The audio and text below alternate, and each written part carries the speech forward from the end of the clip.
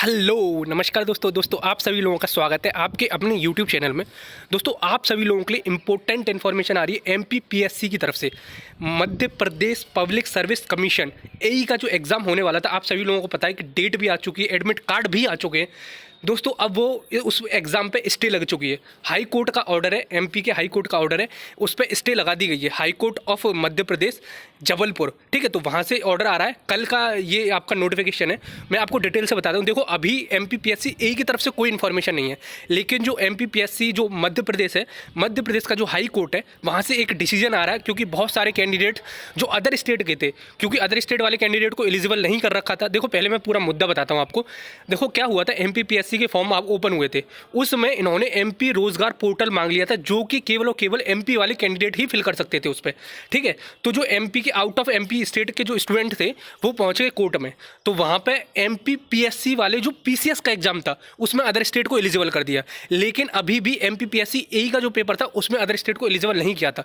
तो फिर दोबारा से जो स्टूडेंट्स थे, जो एस्पिरेंट्स थे, वो पहुंच गए कोर्ट। हाई कोर्ट का दरवाजा खटखटाया उन्होंने कहा भाई साहब ये क्या हो रहा है। देखो एमपीपीएससी पीसीएस का एग्जाम करा रहा है, उसमें तो अदर स्टेट को एलिजिबल करा रहा है, लेकिन जो एई का एग्जाम है सेम संस्था और उसमें वो एलिजिबल नहीं कर रहा है अदर स्टेट्स को। तो भाई साहब फिर एमपी का जो हाई कोर्ट है उसका डिसीजन आया कि ऐसा बिल्कुल भी नहीं कर सकते हो, अभी हम तत्कालीन तौर पे इसको स्टे लगाते हैं और जल्दी से फॉर्म को ओपन करो और कम से कम 7 दिन का टाइम दो उन कैंडिडेट्स को जो अदर स्टेट के हैं। तो दोस्तों बहुत अच्छी इन्फॉर्मेशन है, बहुत इंपॉर्टेंट इन्फॉर्मेशन है। जो भी अदर स्टेट के कैंडिडेट थे, बहुत सारे कैंडिडेट ने तो पहले ही फॉर्म फिल कर रखा था, वो कह रहे थे यार 500 रुपये बर्बाद गए। लेकिन मित्र अब आप ऑफिशियली भर सकते हो। अभी देखो इन्होंने ऑफिशियल नोटिफिकेशन नहीं आया एमपीपीएससी की तरफ से, लेकिन जल्द से जल्द आपका जारी कर दिया जाएगा और जो एग्जाम है उस पर भी स्टे लग जाएगी, ठीक है। ये हाई कोर्ट का डिसीजन है, मैं आपको दिखाता हूँ पूरा। यहाँ पे इन्होंने मेंशन कर रखा है, देखो पढ़ के बता देता हूँ मैं एक एक करके, ठीक है, सारे सिलसिलेवार तरीके से। देखो यहाँ लिख रखा है domicile state government basis of domicile और रेजिस्टेंस को इस तुम देखो डोमिसाइल के बेसिस पे किसी भी कैंडिडेट को डिस्क्रिमिनेट नहीं कर सकते हो एमपीपीएससी में, ठीक है। अदर जो सब इंजीनियर हो सकता है उसमें कर सकते हो, क्योंकि वो कोई आपकी क्या बोलते हैं लोक सेवा आयोग की परीक्षा नहीं है। लेकिन जो एई है वो लोक सेवा आयोग की परीक्षा है, ग्रेड ए ग्रेड बी की जॉब होती है।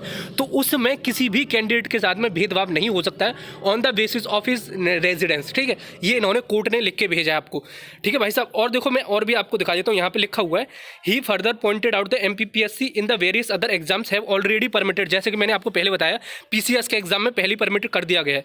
तो अब देखो यहाँ पे एक पॉइंट मेंशन कर रखा है, मैं दिखा देता हूँ आपको। यहाँ लिख रखा है, मैं आपको पूरा क्लियरली मेंशन करके दिखाता हूँ। देखो ये लिखा हुआ, मैं ध्यान से पढ़वाता हूँ, आप ध्यान से पढ़ना।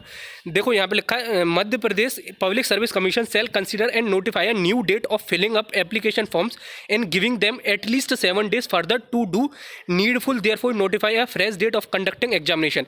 तो यहाँ पे क्लियरली मेंशन कर दिया है हाई कोर्ट ने कि भाई साहब कम से कम 7 दिन का तो टाइम दोगे आप और नया एग्जामिनेशन डेट निकालोगे। ऐसा नहीं है कि अभी जो डेट होने वाली है आज से ओपन कर दो फिर कह दो कि भाई साहब उसी तारीख को पेपर होने वाला है।